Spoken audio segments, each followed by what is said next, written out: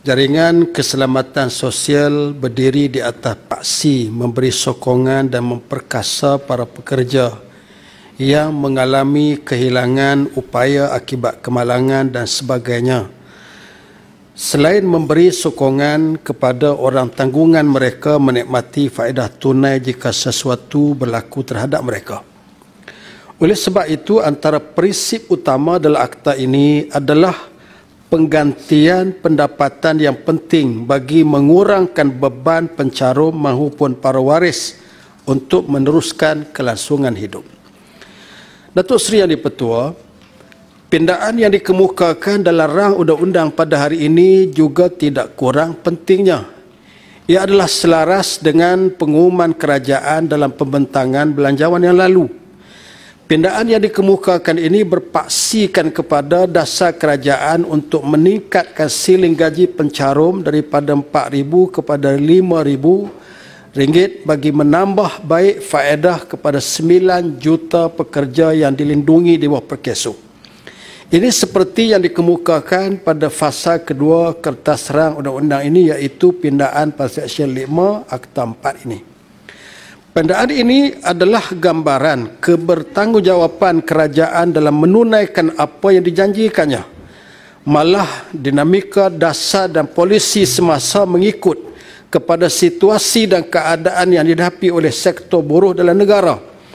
Kita juga melihat ia sebagai salah satu daripada aspek pemulihan pasca pandemik yang terus memperkasa sektor ini dalam membangunkan negara. Datuk Seri Yang di-Pertua, saya mahu menyentuh satu aspek dalam pindaan ini dan beberapa persoalan berbangkit yang memerlukan penyelesaian lanjut dari kementerian.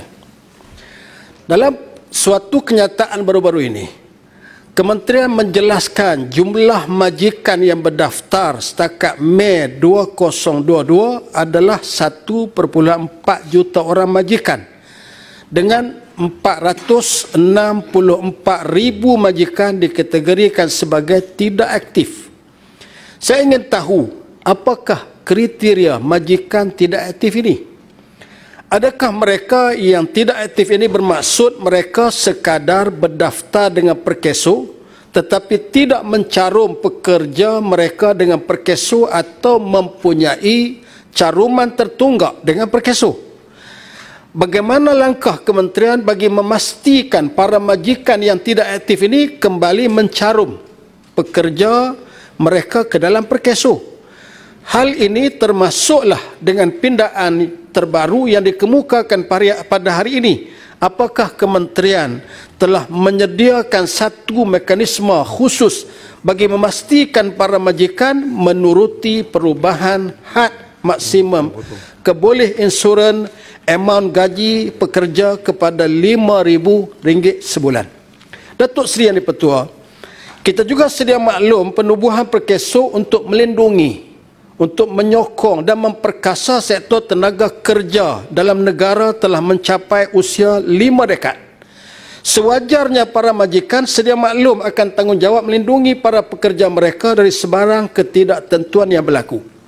Saya bangkitkan persoalan asas ini kerana realitinya masih ramai para majikan yang tidak mengambil endah soal caruman pekerja mereka. Di sana masih ada majikan yang tidak mencarum pekerja mereka mengikut peruntukan yang tertakluk di bawah perkeso. Walhal berdasarkan akta, para majikan wajib mendaftarkan pekerja mereka dengan perkeso dalam tempoh 30 hari mereka diambil bekerja. Malah mereka juga akan berdepan dengan hukuman denda yang tinggi sehingga RM10,000 dan penjara 2 tahun jika tidak mendaftarkan pekerja mereka. Namun masih ramai majikan yang tidak mengambil berat terhadap peraturan tersebut. Apakah apabila berlaku sesuatu kepada pekerja tersebut, maka para pekerja tadi tidak boleh mendapat apa-apa manfaat disebabkan sikap tidak bertanggungjawab setengah majikan? Saya juga ingin tahu sejauh mana pelaksanaan kesan yang dilaksanakan pada Mei dan Jun lalu baru-baru ini mencapai hasil yang sepatutnya. Bagaimana kementerian akan memastikan bukan sahaja para majikan diberikan pendedahan terhadap tanggungjawab mereka, malah memastikan setiap pekerja juga tahu hak mereka yang diperuntukkan di bawah Perkeso. Ini bagi memastikan semangat memperluaskan manfaat Perkeso seperti dijelaskan oleh Kementerian dapat direalisasikan.